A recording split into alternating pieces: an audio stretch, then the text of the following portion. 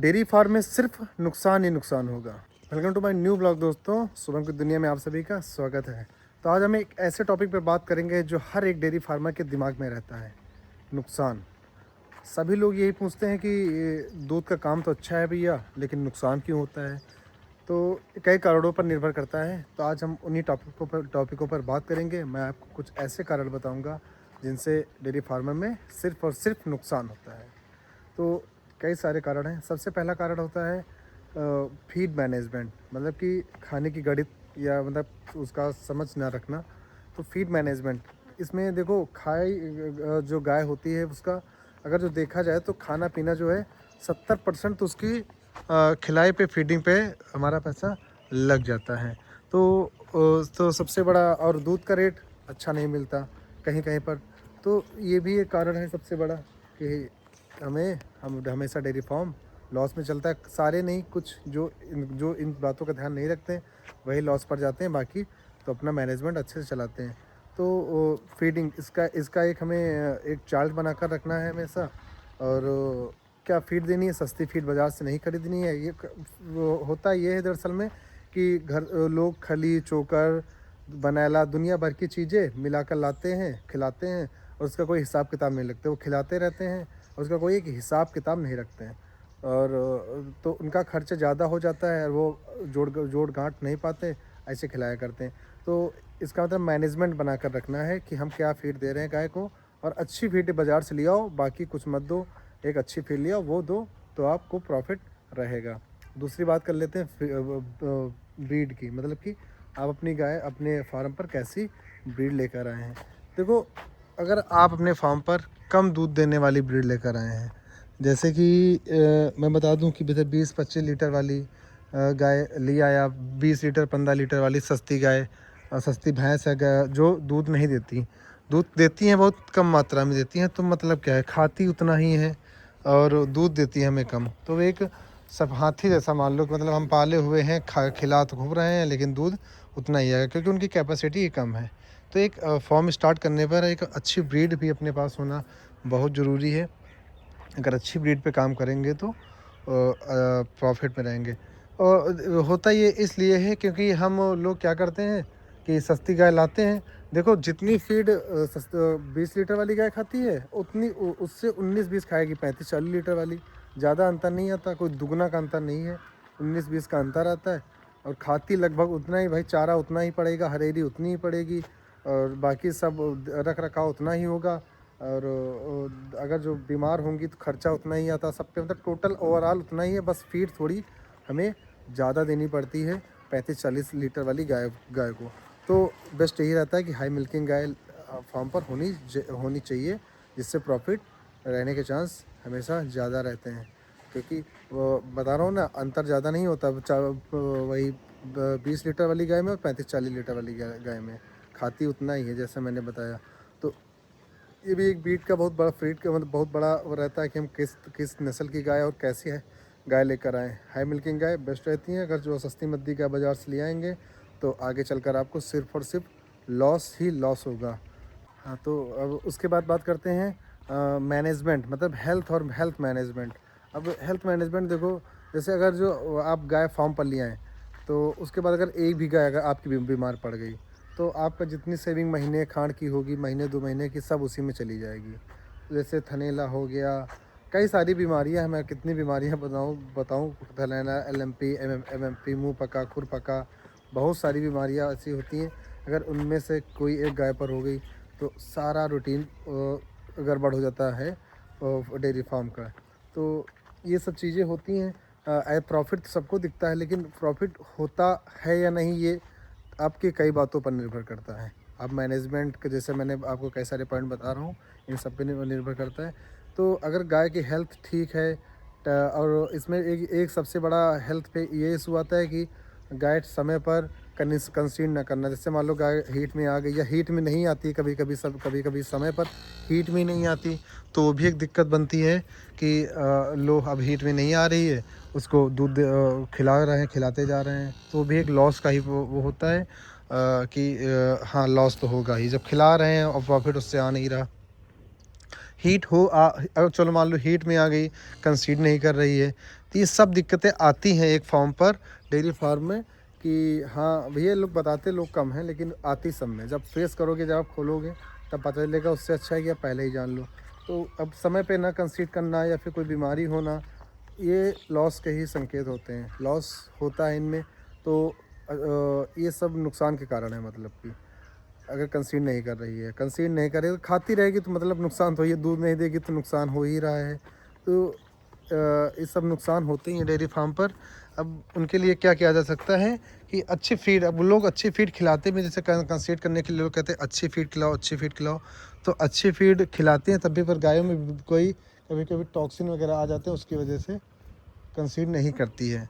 कई तरीके के होते हैं भी वो, कई तरीके के, जैसे बच्चेदानी में कोई दिक्कत हो गई जिससे कंसीड नहीं करती, तो ये इन पे भी मोटा खर्चा आ जाता है। फिर इनका जो बीमारी का वो चलता है, इलाज थोड़ा लंबा चलता है, कई तरह के इंजेक्शन्स लगते हैं। तो ये सब समस्याएं, बहुत समस्याएं आती हैं डेयरी फार्म पर। मैं एक एक करके सभी आपको बताऊंगा। अब उसके बाद बात करें तो दूध का रेट, मतलब मिडिल मैन, जैसे कहते हैं कि मिडिल मैन क्या, मैं डिटेल में बताऊँ आपको कि दूध हमारा डायरेक्ट किसी ऐसे किसी डेयरी पर ना जाना है। मिडिल में जैसे कोई बीच में कोई मैंने किसी को एक लोकल डेयरी में दिया, फिर वो वहाँ पे किसी, जैसे अमूल हो गया, ज्ञान होगा, वहाँ पे जा रहा, तो मीडिएटर, मतलब मिडिल मैन इसे ही बोलते हैं कि बीच में कोई आकर वो तुम्हारे दूध का प्रॉफिट ले रहा है। मतलब मेहनत आप कर रहे हैं, प्रॉफिट उसको ज़्यादा जा रहा है, बस उसको और मतलब उसको ही ज़्यादा ज़रा, मेहनत आप कर रहे हैं, फीडिंग आप कर रहे हैं, 24 घंटे आप लगे रहते हैं और प्रॉफिट कोई और ले रहा है। तो इससे अच्छा है कि आप डायरेक्ट संपर्क करें और जहाँ पर आपका दूध ज़्यादा जाए, अमूल डेयरी में सीधा वहीं वहीं पे जाकर दूध आप अपना पहुँचाएँ। अगर ये किए तो प्रॉफिट है। अगर दूध का रेट नहीं मिलेगा सही तो लॉस में भैया जाएंगे, और सभी जाएंगे। तो अगर आपका दूध का रेट अच्छा मिल रहा है तो बढ़िया है। अब भाई नहीं मिलता है कभी कभी दूध का अच्छा रेट, मैं खुद बता रहा हूँ, मुझे खुद नहीं मिल रहा है तो मैं दूसरे को क्या बताऊँ। मेरे फार्म पर अभी सबसे बड़ी समस्या दूध का रेट मुझे अच्छा नहीं मिल रहा। मैं जैसे आप लोगों को रोज़ बताता हूँ कि कभी 35, कभी 33, कभी 34 ये रेट लगता है। तो एक लॉस लॉस का ही है, क्योंकि अब मेरे पास लॉस का ये, चलो मैं ऐसे मैनेज कर रहा हूँ कि मेरे पास हाई मिल्किंग गाय हैं, तो फीडिंग का कॉस्ट उतना ही आता है, चारे का, हरे चारे का, ए टू जेड लगभग वही आता है, बस एक दो चीज़ें बदल जाती हैं। तो इसलिए मुझे अभी लॉस पता नहीं चल रहा है। अभी मेरी गाय कोई बीमार नहीं पड़ रही है, तभी भगवान की दुआ से तभी चल रहा है।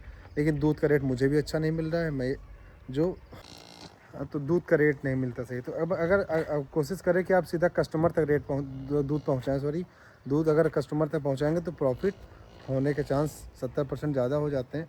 तो बिचौलिया ज़्यादा प्रॉफिट खा जाता है, इसलिए कभी कभी नुकसान होता है डेयरी फार्मर को। जिसका रेट अच्छा मिल रहा है तो ठीक है।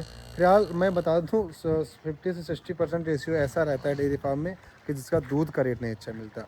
और पूरा डिपेंड किस पे है, दूध के रेट पर। दूध का रेट अच्छा नहीं तो सब पूरा किराया पे पानी फिर जाता है। तो ये सोच समझ के ही सब लोग करें, क्योंकि अच्छाइयाँ भी हैं डेयरी फार्म में, बुराइयाँ भी हैं। मैं आज आपको कमियाँ बता रहा हूँ जो डेयरी फार्म में हर एक डेयरी फार्मर को फेस करनी पड़ती हैं। और सभी लोग देखो नुकसान और प्रॉफिट सोच कर ही काम करते हैं। लोग प्रॉफिट को कभी कभी ज़्यादा देखते हैं, ज़्यादा पॉजिटिविटी में चले जाते हैं, लेकिन हमें निगेटिविटी भी सोच के चलनी चाहिए। अगर ऐसा ना हुआ तो हम क्या करेंगे, प्लान बी जो बनाकर रखना चाहिए। अब ये बात होगी मिल्किंग की। अब उसके बाद एक और सबसे बड़ा कारण आता है मैनेजमेंट। मतलब मैनेजमेंट किस बात का, कि प्रॉपर रिकॉर्ड रखना। जैसे मैं आपको बता दूं कि आप, कोई लोग क्या करते हैं, दूध गाय का नहीं देखते कितना दूध दे रही है, कितना खा रही है। इन दो बातों पे ध्यान नहीं देते कि अगर जैसे मान लो कोई 25 लीटर दूध दे रही है उसको भी सेम फीडिंग, और जो 40 लीटर दे रही है उसको भी सेम फीडिंग करते रहते हैं। तो इस पर ध्यान रखने की हमें बहुत ज़रूरत है कि हमारी गाय क्या कितना दूध दे रही है, कितना खा रही है। अगर आप इस पर ध्यान नहीं रखोगे तो खिलाते ही जाओगे और मिल्क ज़्यादा मिलेगा नहीं। तो बाद में क्या होगा, जितना आप सेविंग करके रखे हो सारा ख़त्म हो जाएगा। तब आपको पता चलेगा कि हाँ मैंने लॉस किया है, मेरे फॉर्म पर लॉस हो रहा है, प्रॉफिट हो रहा है। तो उससे अच्छा है कि आप हर एक चीज़ का मैनेजमेंट बनाकर रखें। और मैनेजमेंट बनाकर रखेंगे तो बढ़िया रहेगा, कि आपको पता चलेगा कि हम क्या फीड दे रहे हैं, कितना हमें फीडिंग देनी है, कितनी मिल्क की कैपेसिटी है। जैसे 40 लीटर वाली गाय कितना मिल्क कर रही है इसको, और कितना 25 कर रही है, मतलब ये 40 नहीं तो कम से कम 35 तो करनी ही चाहिए। देखो मैं, देखो जैसे मेरा ये फीड मैनेजमेंट हर चीज़ मेरा लिखा हुआ है, देखो सब देख रहे हो ना भाई। तो मतलब ऐसे ही आप सबको भी मैनेज करना, ऐसे एक लिखा, मतलब सब हर चीज़ एक नोट में होनी चाहिए कि हम क्या कर रहे हैं कब। और हर गाय की एक डिटेलिंग आपके पास होनी चाहिए। अगर नहीं है तो भी एक लॉस का कारण है। मतलब एक हर चीज़ का मैनेजमेंट हो जाता है, ये फीडिंग का मैनेजमेंट और ब्रीड का मैनेजमेंट। वैसे ही एक ये होता है कि हमारी गाय ये खा रही है क्या, कितना दूध आ रहा है, मतलब दोनों का एक रेशियो बना के चलना है। पर डे का है ये कि हमें पर डे देखना है, पर डे हर गाय का दूध आपको नापना है, तब से वो लेके जाना है डेयरी पर। किसने कितना आज दिया, मॉर्निंग में, इवनिंग में, पूरे डे का मिलाना है। ऐसे ही आपको काम करना है। अगर ऐसे नहीं किए तो लॉस ये होता है भाई, लॉस सबको होता है, लॉस हर धंधे में प्रॉफिट ही नहीं होता। मैं अपनी बात मैं मुझे देखो, मेरे पास जो समस्या आ रही है अभी, सबसे बड़ी समस्या जो मैं अभी इस समय फेस कर रहा हूँ, मिल्क रेट का, जो मात्र 34 से 35 रुपये मिल रहा है मुझे।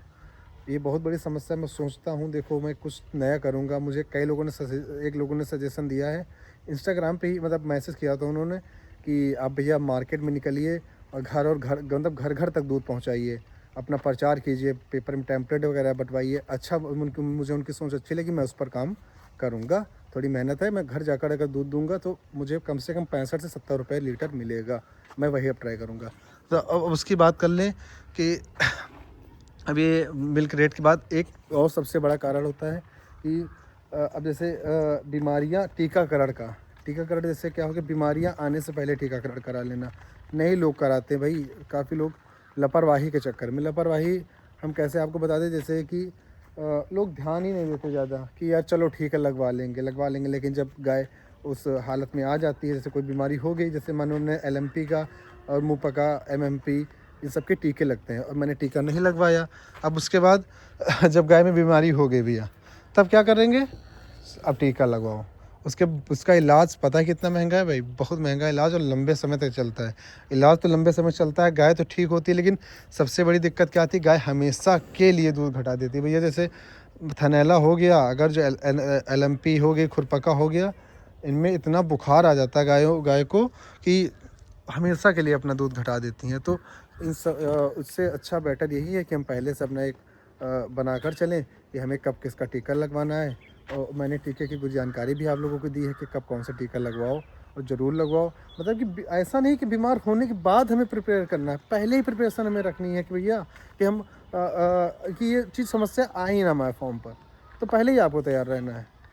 तो ये चीज़ें करनी है। और उसके बाद एक चीज़ और, अब इन सब का मैं एक निचोड़ में आपको बता दूं, सबसे बेस्ट रहता है साइलेज। अगर साइलेज वगैरह आप खिला रहे हैं तो बढ़िया है। भूसा कॉस्ट बढ़ जाता है, हरा चारा कम हो जाता है। साइलेज मिलता नहीं है, 6 रुपये kg मिल जाता है, लेकिन अभी अवेलेबल नहीं होता कहीं कहीं पर, किसी किसी के प्रदेश में, राज्य में तो मिलता ही नहीं है। मुझे एक जगह मिला है, देखो मैं बात करता हूँ। चलो वो छोड़ो, बात की बात है, अभी जिस बात टॉपिक में बात कर रहे हैं, तो ये चीज़ें हैं नुकसान की, मतलब कि डेयरी फार्म में इन कारणों से नुकसान होता है भैया, होता है नुकसान। अगर गाय बीमार पड़ गई तो सब पे पानी फिर जाएगा। और बीमारियाँ ज़्यादातर 90% बीमारियाँ आती हैं गर्मी में। गर्मी में बहुत ऐसे हीट स्ट्रोक है ना, कितनी बीमारियाँ मैं बताऊँगा कि आपके दिमाग पंचर हो जाएगा, कितनी बीमारियाँ होती भी हैं क्या। बहुत बीमारियाँ होती हैं, कईयों के नाम मुझे खुद नहीं पता, मैं खुद नहीं जानता हूँ, जब पहली बार सुनता हूँ अरे ये भी होती है। अब गर्मी में सबसे ज़्यादा प्रचलित होती है हीट स्ट्रोक बीमारी, उसके डिटेल में मैं आपको बताऊंगा अभी बाद में। तो ये सब चीज़ें, साफ़ सफाई का मैनेजमेंट बहुत रखना है। जैसे मान लो कि लोग साफ़ सफाई पर ज़्यादा ध्यान देते। देखो मैं अपने डेयरी फार्म की बात अभी दिखा रहा हूँ सबको लाइव। देखो रोज़ मैं ऐसे ही साफ़ सफाई करता हूँ। देखो अभी एकदम क्लीन है। अभी चूने का छिड़काव भी हम करेंगे संडे में, हफ्ते में 1-2 बार तो करता हूँ, हर संडे तो करता हूँ। तो भाई ये सब बातें ध्यान रखना है। तो दोस्तों डेयरी फार्म तो एक मेहनत का काम है ही। उसके साथ साथ एक दिमाग से भी चलने का काम है कि अगर आप दिमाग से एक अपने डेयरी फार्म को रोटेट करेंगे तो तभी बचत हो पाएगी, ऐसे नहीं हो पाएगी। अगर आप चाहते हैं कि इन सब समस्याओं से कैसे निपटा जाए और कैसे बचत की जाए, नुकसान से बचा जाए, तो कमेंट में पार्ट 2 लिखें। मैं इस पर एक पार्ट 2 की वीडियो बनाऊंगा कि कैसे हमें इन समस्याओं से निपटना है। मिलते हैं आपको नेक्स्ट ब्लॉग में। कमेंट कीजिए पार्ट 2 अगर आपको चाहिए तो मिलते हैं नेक्स्ट ब्लॉग में। तब तक के लिए चलता हूँ अभी डेयरी फार्म अपना सब रूटीन करने, मतलब चारा पानी फीडिंग करने। तो मिलते हैं नेक्स्ट ब्लॉग में। Bye bye. चलते हैं अपना काम करने, हो चुका है मेरा टाइम।